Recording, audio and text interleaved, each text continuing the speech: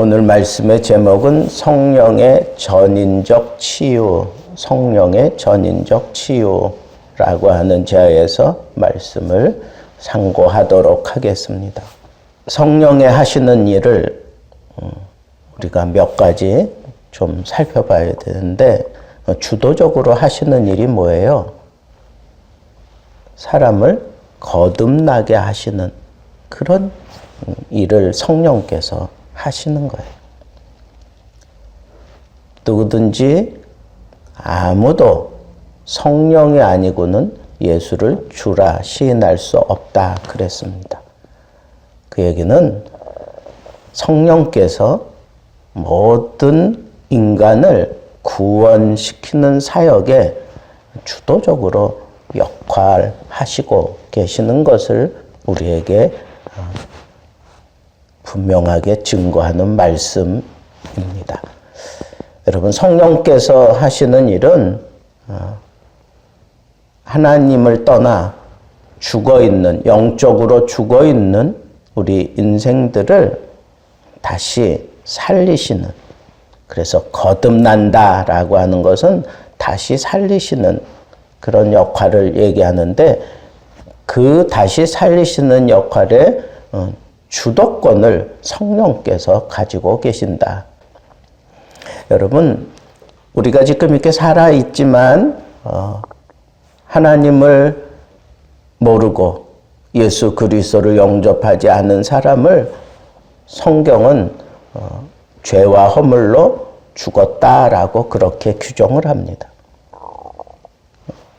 육신적으로는 살아있는데 영적으로는 죽어있는 그런 상태다, 그런 말이죠. 그러면 성령께서 인간을 구원하실 때 바로 그 죽어있는 영혼을 살리시는 역할을 하는 게 바로 성령께서 하시는 일이에요. 그래서 거듭나게 하시는 거예요. 다시 살리시는 거예요. 하나님을 떠나 있는 백성이 성령의 다시 살리심을 통해서 영이 살아나고 나면 그때는 하나님과 교제가 시작되고 그 하나님과 그 새 생명을 함께 누리는 삶을 살아가도록 성령께서 역사하십니다. 그 어떤 사람도 성령이 아니고 다시 새 생명을 얻을 수 있는 인간은 아무도 없습니다. 죽어있는 상태, 그건 고장난 상태와 같습니다. 아무것도 할 수 없는 그런 상태에 있는 인간을 영적으로 살려내시는 역할을 하는 게 바로 성령의 주된 사역입니다. 그런데 그렇게 영을 살려 놓을 때에 육신의 그 질고와 그리고 그 육신의 병, 그리고 그 육신의 약함도 성령께서 함께 치유하십니다. 우리의 영만 살리는 게 아니라 육신이 가지고 있는 질고와 그리고 병, 이 모든 것들을 성령께서 순간적으로 다 바꾸어 놓는 겁니다. 그거 다 해결해 주십니다.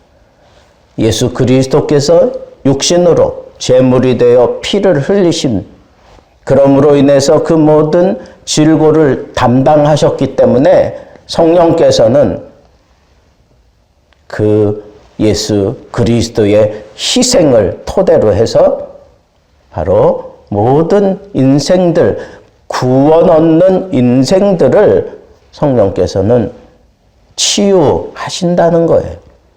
육신도 치유하셔요. 그러니까 영혼만 살리는 게 아니라 육신도 치유하셔요.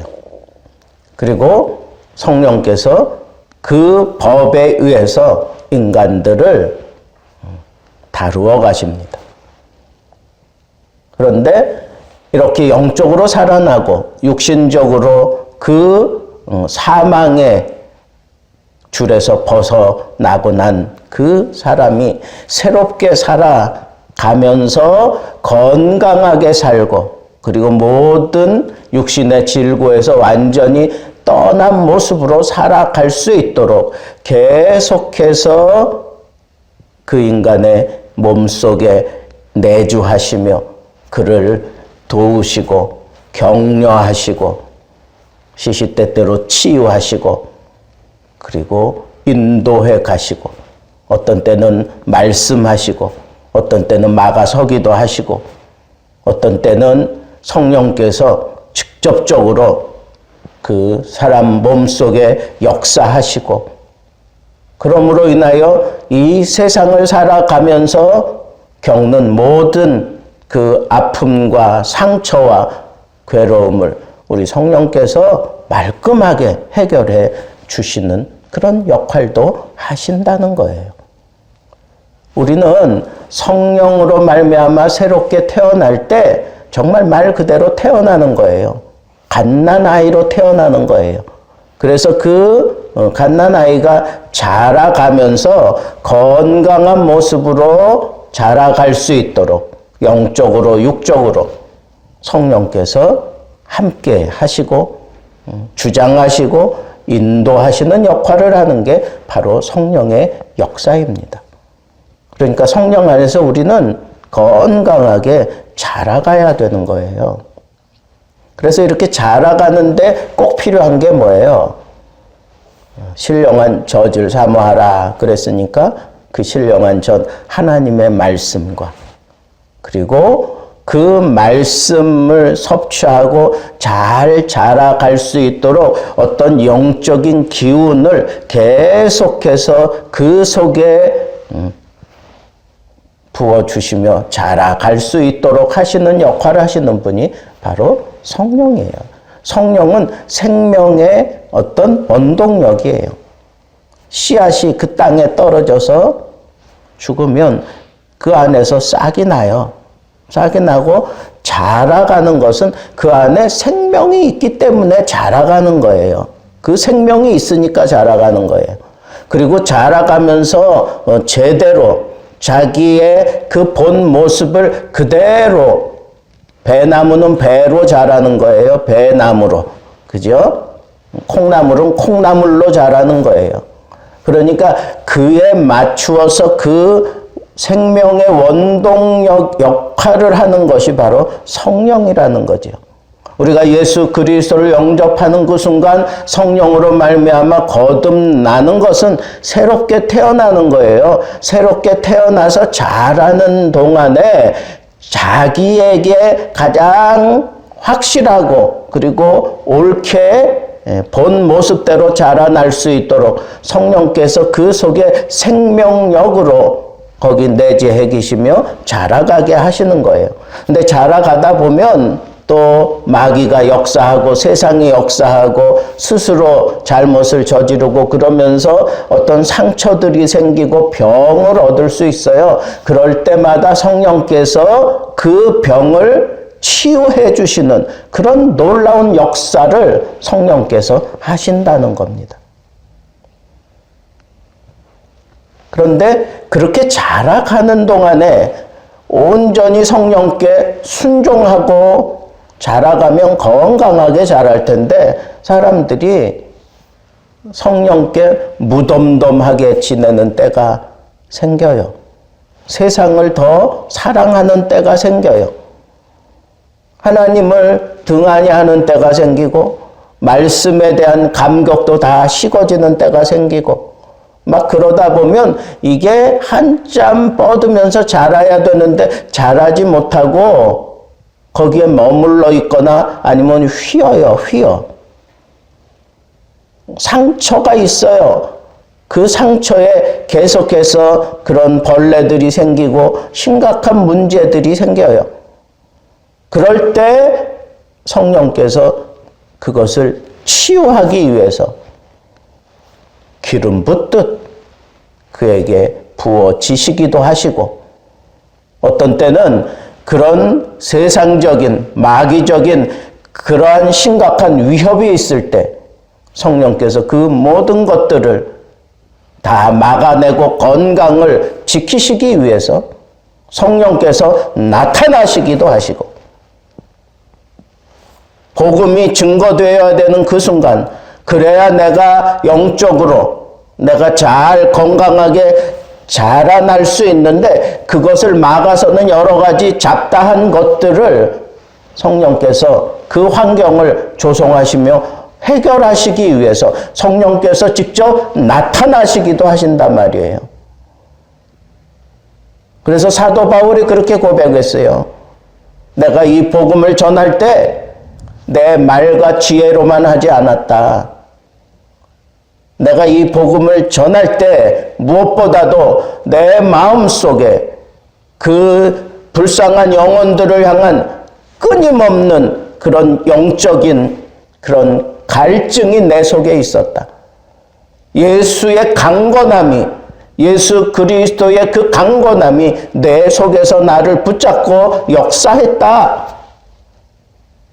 그리고 또 하나, 내 힘으로, 내 능력으로 감당되지 못할 만한 그런 상황이 내 앞에 펼쳐질 때 성령께서 나타나셔서 그 모든 문제를 성령의 차원에서 해결해 주셨다. 그래서 내가 복음을 전할 때 능력 있게, 힘 있게 전할 수 있었다.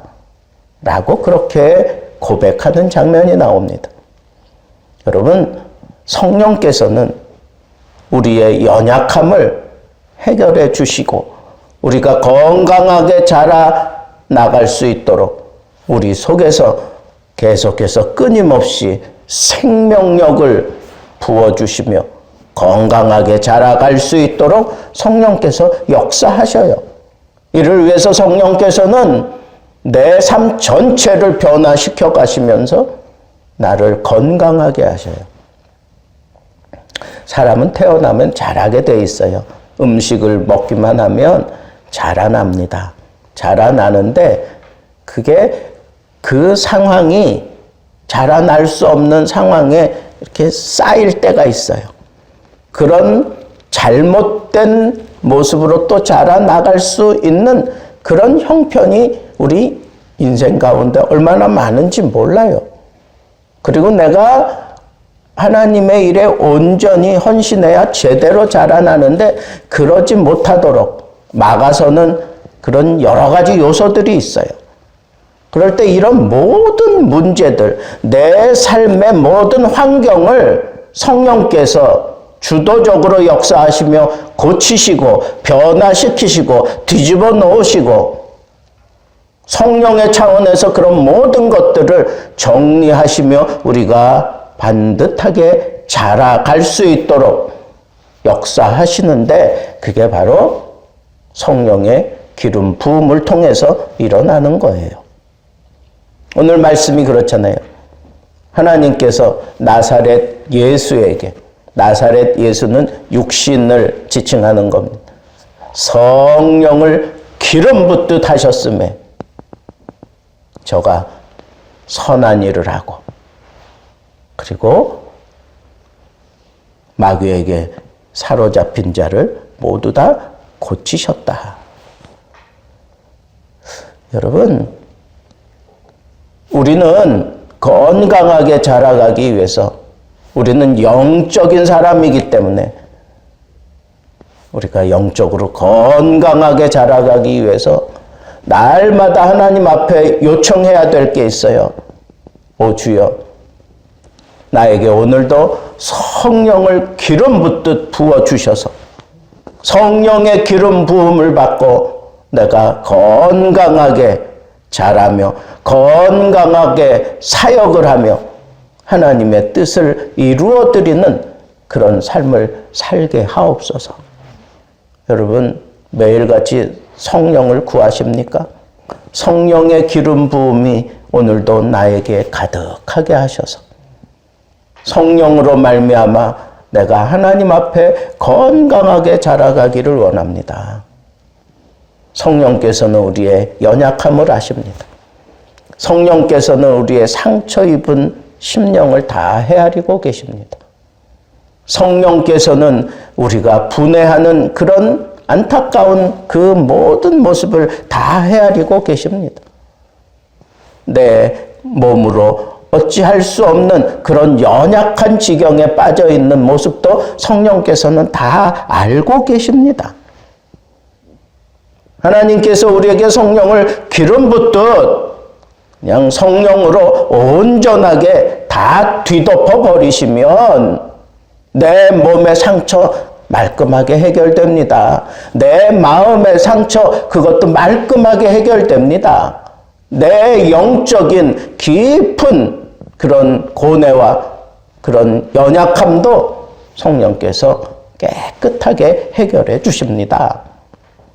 성령께서 이를 위하여 우리와 함께 하시고 하나님이 우리에게 이 성령을 기름 붓듯 부어주시면 우리는 세상이 감당하지 못하는 그런 믿음을 쓰면서 하나님의 영광을 드러내는 그런 일들도 감당할 수 있게 됩니다.